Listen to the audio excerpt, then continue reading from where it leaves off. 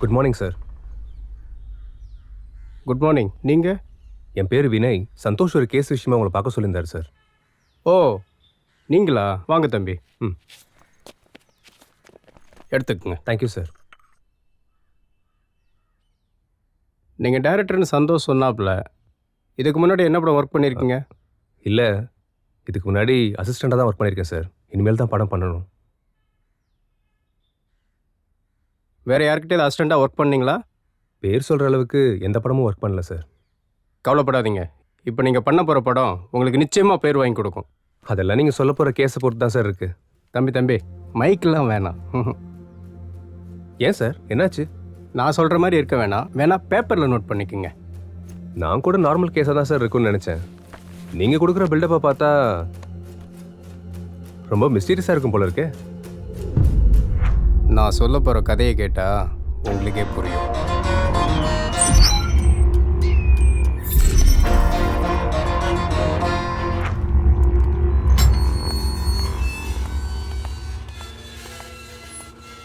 எத்தனை மணிக்கு கால் வந்துச்சு?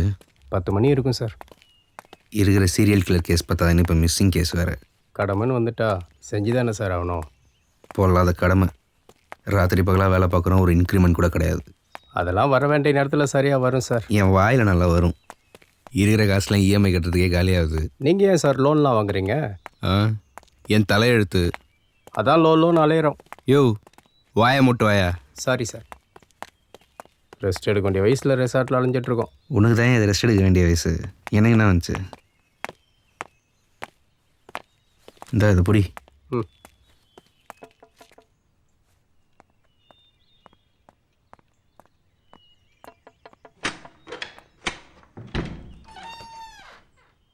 யாரையோ காணும் கம்ப்ளைண்ட் கொடுத்துருந்தீங்களே? நான் தான் சார் கால் பண்ணேன். உள்ளே வாங்க.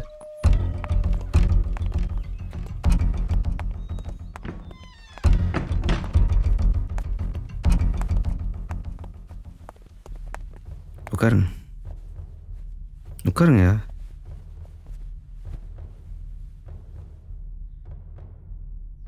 எல்லோரும் என்ன பண்ணுறீங்க? உங்களை தான் கேட்குறேன். எல்லோரும் என்ன பண்ணுறீங்க? Viscom sir. Visual communication. உங்களில் காணா போன ஆள் பேர் என்ன? நிக்கில் சார்.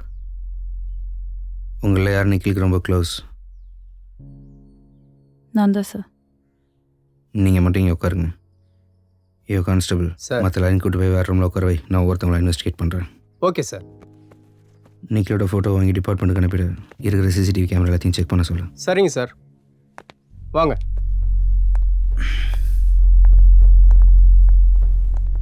ஏ ரோஹித், நீ என்ன போலீஸ் கிட்ட அம்மா போன? அமைதியா வாம்மா. உங்கள் பேர்? ரித்திகா. நீங்களாம் எதுக்கு இங்கே வந்தீங்க?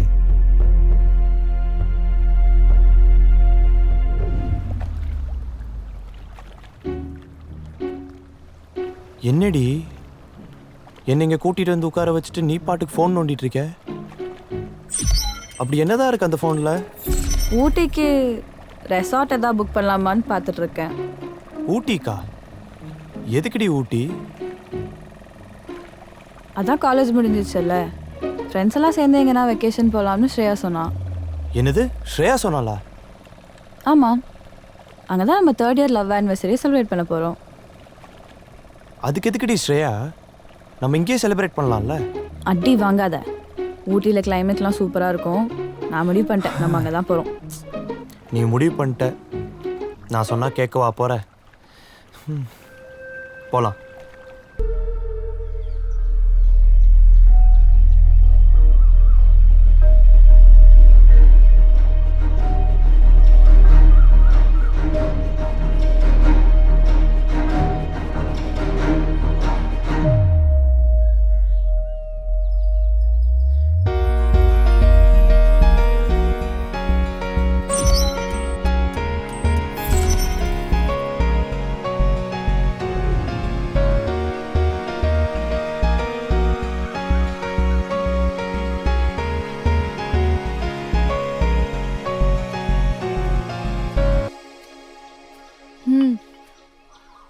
எவ்வளோ நேரமா உன்னை தேடுறது? உள்ள இருப்பேன்னு பார்த்தா இங்க வந்து உட்காந்துட்டு இருக்க. இல்லை சும்மாதான் ஜாலியா காற்று வாங்கலான்னு வந்தேன். மார்னிங் பிரேக்ஃபாஸ்ட்டுக்கு கூட ஜாயின் பண்ணாம இங்க என்ன காத்து வாங்க உட்காந்துட்டு இருக்கேன்னு சொல்ற? பசிக்கல அதான் வரல. பசிக்கலையா? ஆச்சரியமா இருக்கே. ம். ம். என்ன இன்னைக்கு மேடமோட நடவடிக்கையே வேற மாதிரி இருக்கு. தெரில மச்சான், ஜாலியாக இருக்கு. ஏன் மேடம்க்கு என்னாச்சு? அதுவா, நாளையோட நானும் நிக்கலும் லவ் பண்ணி 3 வருஷம் ஆக போகுது. அதனால அவனுக்கு ஒரு ரிங் வாங்கி வச்சிருக்கேன். அதை அவனுக்கு ப்ரெசென்ட் பண்ணலான்னு இருக்கேன். ம்.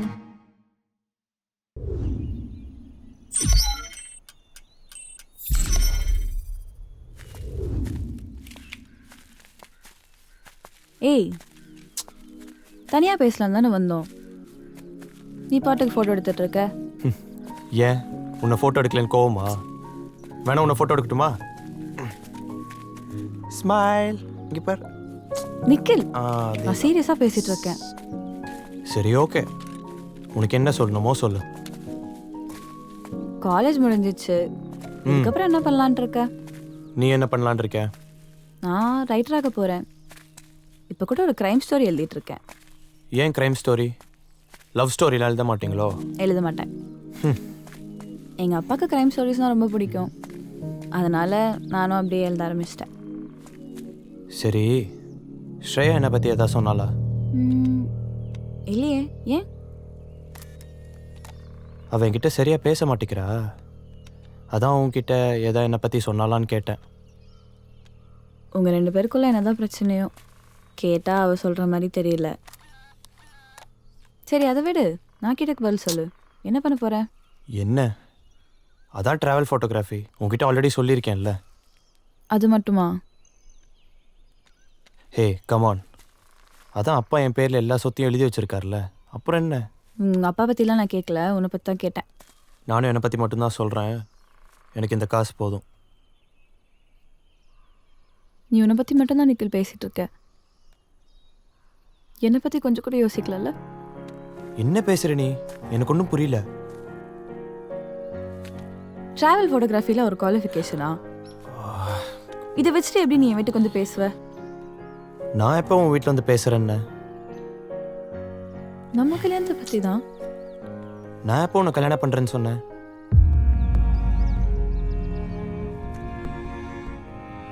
என்ன விளையாடாத நிக்கில், கொஞ்சம் சீரியஸாக தான் பேசுகிறேன். நான் சீரியஸாக தான் பேசுகிறேன், நீ தான் விளையாடுற. அப்போ உனக்கு என்னதான்டா ஐடியா இருக்கு? எனக்கு இந்த கல்யாணம் அது மேலெல்லாம் இன்ட்ரெஸ்ட் இல்லை. வேணும்னா லிவின்ல இருக்கலாம். இப்படி சைலண்டாகவே இருந்தால் என்ன அர்த்தம்? 3 வருஷமாக லவ் பண்ணிட்டு இருக்கோம். இப்போ வந்து இப்படி சொல்கிறியா? லவ் பண்ணால் கல்யாணம் பண்ணணுமா என்ன? நீ ஏன்டா இப்படி யோசிக்கிற? சின்ன வயசில் இருக்கும் போதே அம்மா அப்பாவுக்கு டைவர்ஸ் ஆயிடுச்சு. அம்மா வேற ஒரு கல்யாணம் பண்ணி ஃபாரின் போயிட்டாங்க. அப்பா டிப்ரெஷன்லேயே இறந்துட்டார். நான் சின்ன வயசுலேருந்தே தனிமையாக தான் வாழ்ந்துட்டுருக்கேன். அது ரொம்ப கொடுமையான விஷயம் ரித்திகா. நம்மளுக்காக யாருமே இல்லைன்னு தோணும்.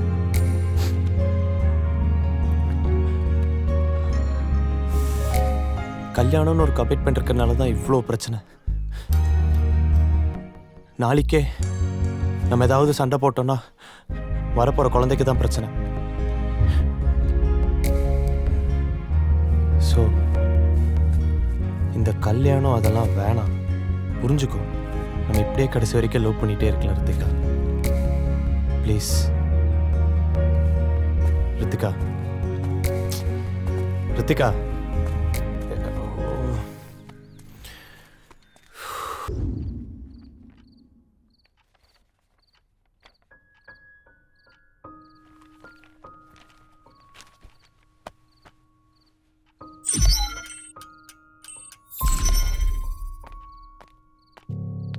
இப்போ இவங்க 2 பேருக்கு என்ன பிரச்சனை? 2 பேரும் இப்படியே பண்ணிட்டு இருக்காங்க. இவங்களுக்கு என்ன பிரச்சனைன்னு தெரியல. என்னடி ஆச்சு உங்க 2 பேருக்கும்? ஏன் என்னாச்சு? என்னதான் பிரச்சனை உங்களுக்கு? நீ என்னன்னா இப்படி மூஞ்சி தூக்கி வச்சிட்டு இருக்க, அவன் என்னன்னா குடிச்சிட்டு ரோஹித் கூட சண்டை போட்டுட்டு இருக்கான். என்னன்னு சொன்னாதானே தெரியும். ஒன்றும் இல்லை மச்சி, ஃப்ரீயாடு. மச்சான் அதான் அவ கேக்குறாள, சொல்றி.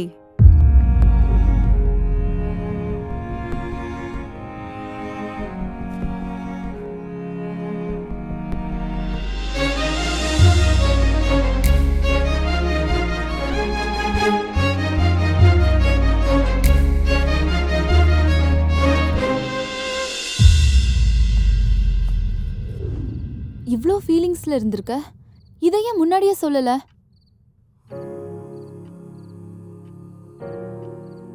எங்களுக்குள்ள என்ன நடந்ததுன்னு தான் சொன்னேன். எனக்குள்ள இருக்கிற ஃபீலிங்ஸ்லாம் சொல்லவும் முடியாது. ஏய் என்னடி, இங்க எல்லாரும் சந்தோஷமா இருக்கலான்னு வந்தா நீ என்னடானா சோகமா இருக்க? தனியாக இருக்கும்போது தாண்டி புரியுது நான் அவனை எவ்வளோ லவ் பண்ணுறேன்னு.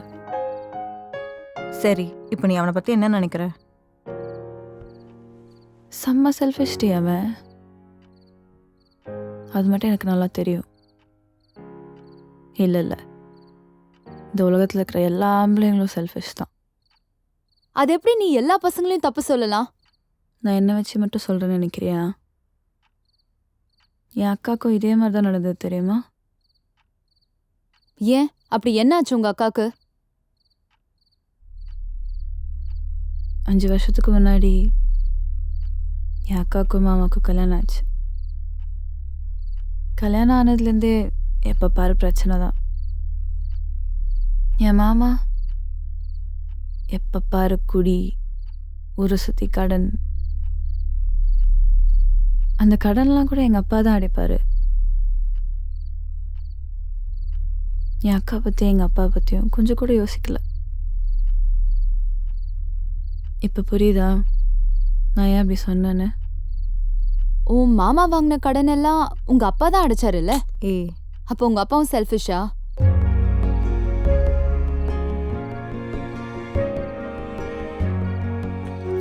ஏய் சரி விடு, ஃபீல் பண்ணாத.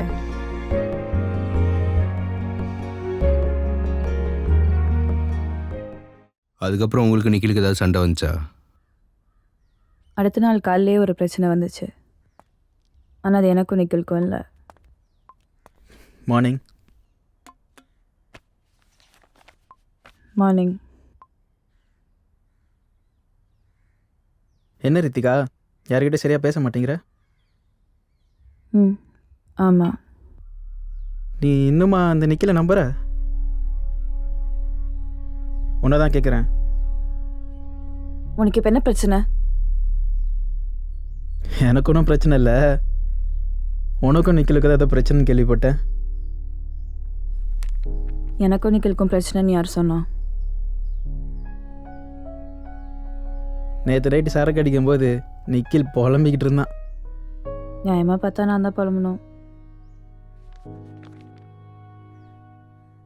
நான் உன்னை லவ் பண்ணுறேன்னு சொன்னா நீ என்ன பண்ணுவ?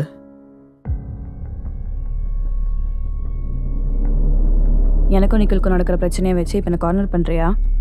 ஏய் சீச்சி, அப்படிலாம் இல்லை. நான் காலேஜ் ஃபஸ்ட் இயர்லேருந்து உன்னை லவ் பண்ணிட்டு தான் இருக்கேன். ஆனால் அப்போல்லாம் என்னால் சொல்ல முடியாமல் போயிடுச்சு. தயவு செஞ்சு போய் ஏதாவது கதை எழுதுகிற வேலை இருந்தால் பார்.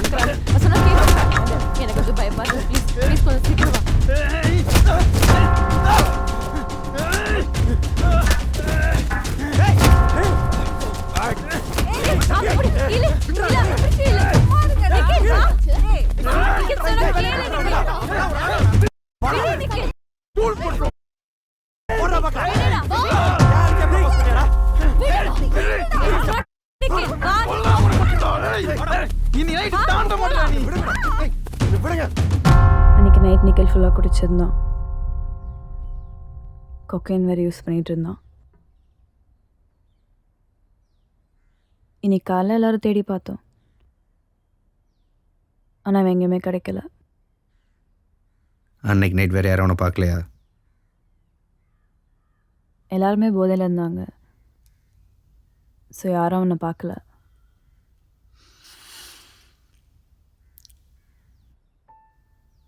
உங்கள் கையில் இருக்கிற ரிங் தானே நிக்கிலுக்கு ப்ரெசென்ட் பண்ணதா சொன்னீங்க. இப்போ உங்கள் கையில் இருக்கிறது பேர் என்ன?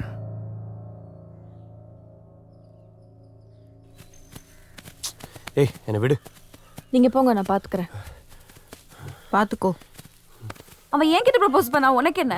நீ எதுக்கு அவனை போய் அடிக்கிற? ஏய் நான் அப்படிதான் அடிப்பேன் அவனை. அதான் வேணான்னு சொல்லிட்டு போயிட்டேல்ல, அப்புறம் என்ன போய் அவன் அடிக்கிற? ஏய் நான் உன்னை வேணான்னு சொல்லலை, கல்யாணம் தான் வேண்டான்னு சொன்னேன். நீ தான் தப்பா புரிஞ்சிட்டு இருக்க. நீ என்ன சொன்னாலும் அதை என்னால ஏத்துக்க முடியாது. அது எப்படி கல்யாணம் பண்ணாம வாழ முடியுமா? லூசடா நீ. ஏய் என்ன புரிஞ்சுக்கவே மாட்டேல்ல.